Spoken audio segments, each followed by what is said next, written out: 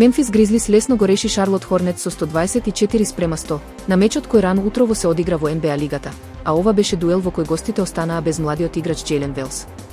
Се играше завршницата на првиот дел кога Велс тргна за забивање, ситуација при која Симпсон имаше непотребен контакт пошто следуваше тежок пат на играчот на Гризлис.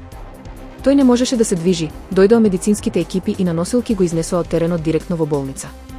Играчите се молеа на паркетот, но на крајот се добро се заврши. Велс е свесен, може да ги движи екстремитетите и има само скршеница на зглобот на десната рака.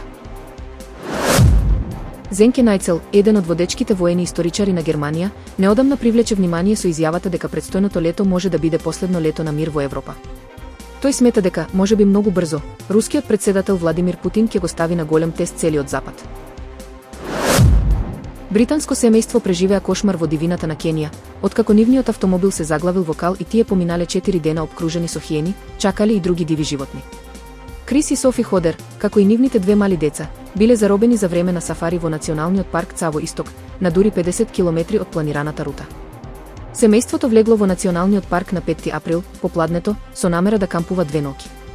Кога тие не се пријавиле кај властите, започнала итна спасувачка операција. 2 авиони и хеликоптер, како и спасувачи во теренски возила, ги бараа изгубените туристи.